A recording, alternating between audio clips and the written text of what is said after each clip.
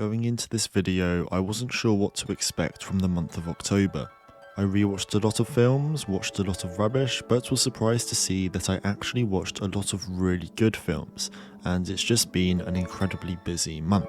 Now, I tried to watch as many horror films as I could fit in, but I also didn't want to overload myself and get burnt out on them before Halloween. And speaking of Halloween, I actually watched The Lost Boys on the 31st, and whilst I can't include it in this list due to it being a rewatch, if you somehow haven't seen it already, give it a watch as soon as possible. But without further ado, let's get into the movies. The fact that Twilight Zone the movie isn't the most controversial film I'll talk about today is astonishing, but it's also the reason I was put off watching it for so long. If we try and look past the tragedy surrounding production though, it's a very solid film. We have some of the best directors from the 80s and starring some of the best actors from the 80s in some incredibly fun storylines. My favourite segment is between 1 and 4, which pains me to say as I love Spielberg, but all the segments are a fun watch. However, I now really need to watch the show. I absolutely loved Bob Roberts. I can't really figure out why I put off watching this for so long. The cast is incredible, it's directed by one of my favourite actors of all time, and it's a political satire / mockumentary, which I love. It's funny, has a brilliant soundtrack, and is easily one of the most enjoyable watches I've had this year. Tim Robbins is not only an incredibly strong actor, but also director. We get to see Alan Rickman and Giancarlo Esposito amongst many others, and the time just flies by. If you're looking for a political satire or even just a dark comedy, look no further than this. Living in Oblivion is a must-watch for any aspiring filmmaker in any capacity. It surrounds Nick, played by Steve Buscemi, an indie director trying to keep everything together in his low-budget production. It's a premise that I'm sure anyone in film has been in, even if it's your own projects, and to see it played out by some incredibly talented actors makes you feel as though you aren't alone in that experience. I can't believe I didn't watch Eating Raoul sooner. It's hilarious, has a brilliant yet simple premise, the casting is perfect, it isn't too long or short, and it was the best way to come back from a streak of mediocre horror films. There really isn't much to say apart from that without spoiling it. I absolutely loved it.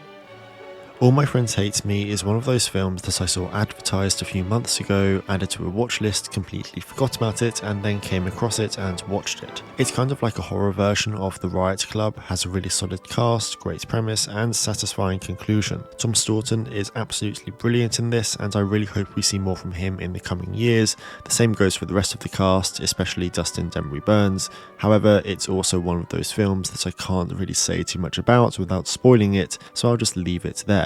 I really wasn't sure what to expect going into Pearl.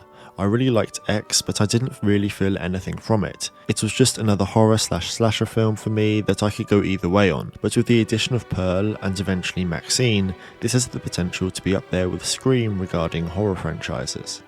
As a film though, I massively preferred Pearl. Mia Goth is just incredible, and it wouldn't have been the same film without her. The whole aesthetic is quite comforting and really juxtaposes the actual story, and has a pretty satisfying ending, although very creepy. If you haven't already seen it and liked X, then what are you waiting for? So I went into To Die For completely blind. I know it had some later famous actors and was directed by Gus Van Sant, but that was about it. It just took me by complete surprise though. The mockumentary aspect is absolutely brilliant, and I can't imagine this story being told any other way. Nicole Kidman plays an incredibly convincing sociopath, I think that's the right path. I really wish Dylan made more of an appearance, and both Phoenix and Affleck couldn't have been cast better, with the natural awkwardness from Phoenix and the loudmouth Affleck. The story is engaging from the beginning, you can't turn away once you get into it, and you almost wish it had an extra 20 minutes. I really can't believe I hadn't heard of this earlier. As a complete contrast to Die For, we have Elephant. Now, for obvious reasons, I don't want to talk about this film that much. I'm from the UK and just feel uncomfortable talking about this kind of stuff, especially when I'm so far removed from it. I will say it is a very powerful film though. Gus is an incredible director and can make anything a work of art, and however distasteful this film may be in the grand scheme of things to some people, it's definitely one that will be talked about for decades to come. It's well known on this channel that Richard Linklater is one of my favourite directors of all time. He's one of the few who I've watched their entire filmography, as well as most interviews, documentaries, and 21 years Richard Linklater was the final thing to check off. Sure, it's just people praising Richard Linklater, but being able to go back through his filmography and hear these personal experiences from people so close to him is something special, especially when it's surrounding my favourite director of all time. However, I will say I do prefer Dreamer's Destiny. Now, I've seen bits of the game before. In fact, I'm pretty sure I've seen the whole thing at some point, but I don't really remember it, and that's why it's on the list. So, I'm a massive fan of Fincher. I've seen everything he's put out, and there's just something about his perfectionism in his work that is really satisfying to watch. But out of all of them, it was the game that always slipped away from me. Until this month, and I realised how incredible of a film it really is.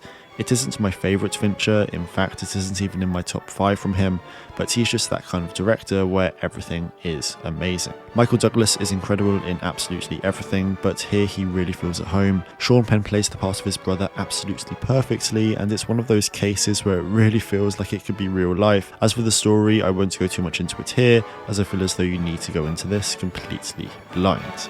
Anyway, I hope you enjoyed this video. You know what to do if you did. If you have a recommendation for an analysis, leave it down below. Thank you so much for watching, and maybe I'll see you next time. Bye.